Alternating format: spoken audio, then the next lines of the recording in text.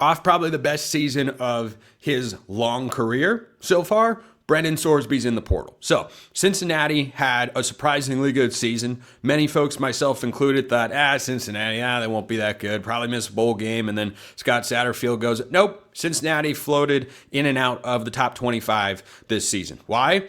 Because their offense was quite good and Brendan Sorsby was at the heart of it. Best year of his career. Now, he spent the last two at Cincinnati, spent the previous two at Indiana. He left Indiana right before Curt Cignetti got hired. I'm wondering if he thinks about that particular decision. And would a reunion make sense? Oh wait, yes, it would. It would absolutely make a lot of sense because Curt Cignetti's track record with transfer quarterbacks, Curtis Rourke, Fernando Mendoza, very, very good. Sorsby's experience, knows Indiana, and for the last 2 years has been incredibly productive. Now in 2024, he played well, 64%, over 2,800 yards, had 18 touchdowns and 7 picks. He went even better in this 2025 season. Now, didn't complete quite as many passes, but close, just under 62%, exactly 2,800 yards, but threw for 27 touchdowns against just 5 interceptions. He also ran for 580 yards and 9 touchdowns. He played some really, really good football this year. And Indiana is a school that comes to mind for me. Now, I have a sneaky suspicion this is not the last big name at quarterback that's going to leave the Big 12 and seek greener pastures. Sports Illustrated reported that he's getting an offer from somewhere or many somewheres in the neighborhood of $4 million. And for a quarterback of his pedigree, I think that's about what the going price is going to be. Now, he is a senior. He's played 5 years of college football, but only played 1 game in his freshman season at Indiana. So sorry, he's a redshirt junior and has 1 year of eligibility left. And it feels like every time one of these guys goes into the portal, I cannot help but think about Miami and whether that would be an option. Because Miami's got money, the interest, as I talked about earlier. That would make all the sense in the world to me. So I don't think there's a chance that Sorsby is staying in the Big 12. I think it's likely he's looking at an SEC or an ACC school. And remember not long ago, my everydayers will, of course, appreciate you all for being that, by the way, when I talked about the outside money, private equity, private capital, whatever it's called, investment that Utah made, and then the Big 12 had a deal where they wanted to infuse some money into their conference. This is the perfect example as to why. I think Brendan Sorsby is leaving Cincinnati because he knows he's going to be able to command a higher dollar figure elsewhere. Well, now you take a program that could have trended up towards competing for a conference championship, was doing that for a little while earlier this season in Cincinnati, and now you take away a guy that was at the center of their success this year and why they overperformed. So when you wonder, well, man, why would the conference do it? Do they really need? Yeah, this would be why right here. Now, the one school within the Big 12 that could perhaps go after a guy like Sorsby that does have that sort of money is Texas Tech.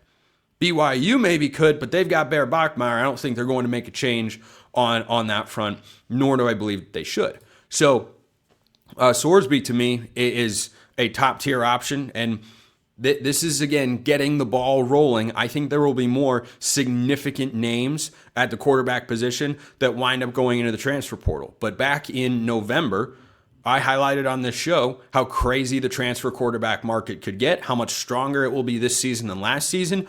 I think we've already seen that, and it's only mid-December. There's still a long ways to go. So Sorsby is, I think, when the dust settles, probably a top 5 quarterback that changes teams. Maybe he could slip out into the top 7, but I think with JKS making his commitment to Cal earlier this year, I think that Sorsby is one of the top 5 guys that probably winds up changing teams. And I could readily make the argument right now that I'd rather have Brendan Sorsby than DJ Lagway. Because I've seen Sorsby at the Power 4 level have some serious success and elevate a program that was making a transition into a new conference and hadn't done incredibly well on that front. And all of a sudden you looked up and, hey, Cincinnati is a pretty good football team. Why? Yeah, they were running the football. Oh, by the way, their quarterback can do that. So a lot of different systems, a lot of different teams I think could be a fit for Sorsby's services. I don't think he's, pigeonholed into going back to Indiana or can only go to teams that, do this sort of offense like I talked about with Jackson Arnold a while back on the show. Georgia Tech is the perfect fit for Jackson Arnold. Why? Because it's going to cater directly to his strength, which is actually not throwing the football, it's running the football. I think Sorsby could go to Georgia Tech and fit. I think Sorsby could go to LSU and work out. Sorsby could go to Florida and have success. A guy that's going into his 5th year of college football that's been over 2,800 yards and at least 18 touchdowns the last couple of years and averaging 6 interceptions a season, can also run the ball, 580 on the ground this year, 447, 9 touchdowns on the ground each of the last 2 years. Yeah, this guy's going to command a pretty good amount of money. So I would definitely watch for Indiana in that regard, but I won't be surprised if, Florida State tries to get involved, Miami. I think LSU could poke around on this front. I don't think he winds up going, certainly not down a level, but I don't think he goes within the Big 12. I think someone else is going to come in and offer him some serious money. Couple other names to know coming from the FCS ranks for transfer portal quarterbacks. Braden Atkinson is a guy that was at Mercer this past year, which I believe was the one-time coaching stop of Bob Chesney, future head coach at UCLA. I don't know if Nico Iamaleava is going back in the portal or if he's sticking around for the Bob Chesney era. Haven't heard anything on that front. Would it surprise anyone if he goes in the portal? Wouldn't shock me. I could also see him staying because I think Chesney's a really good coach and he's close to home there.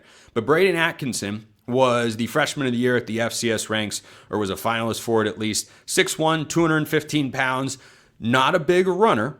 So don't think Mark Gronowski coming from South Dakota State here, but in 11 games this past year for Mercer, threw for over almost 3,600 yards, 3,596 if you want to be exact, 34 touchdowns, 11 picks.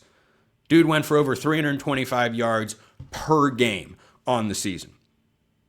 Now, is that someone who's going to make a jump and go to an SEC school? I doubt it. But does he seem like a guy that's going to the Power 4 ranks? Yeah, probably. When guys make a jump from FCS football up to the FBS ranks, there are plenty of players who have had success. Cam Ward became the number 1 overall pick in the NFL draft. It's a big country. There are a lot of talented football players. As much money goes into the sport and recruiting, guys can get overlooked. Maybe he's one of those guys.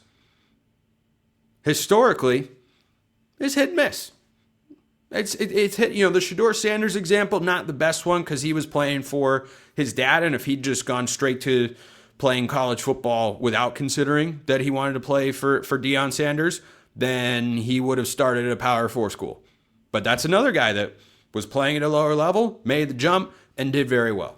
So that's one name to know. And then there's Jaden Craig. And again, neither of these guys are huge runners. And the interesting thing is that Atkinson just played his true freshman season at Mercer. Jaden Craig has been at Harvard for the last several. And each of the last couple of years has thrown for over 2,400 yards and has been very efficient as well. Last 2 seasons, 48 touchdowns against 10 interceptions and a passer rating over 150 both years. So I've heard Arizona State could be a potential spot for Jaden Craig. I don't think that'd be the only fit. I think any quarterback that's making the jump up to the Power 4 ranks should be looking for one thing in particular, because it is a different world and a different level of football, especially when you come from the FCS. It's one thing you make the G5 to Power 4 jump, but FCS to Power 4, that's like going from AA up to the majors. So Kenny Dillingham at Arizona State. Obviously, Sam Leavitt in the portal. We'll see where he winds up going.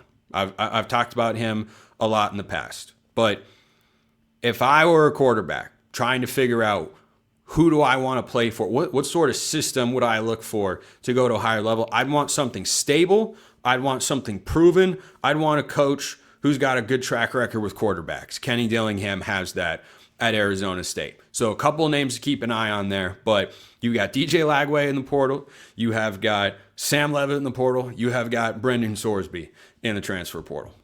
Boy, I tell you. By the way, let me just close with this particular note. DJ Lagway to Texas Tech. Just keep a weather eye out on that front. Appreciate everyone listening. I'll see you next time, and until then, hope you all have a wonderful rest of your day.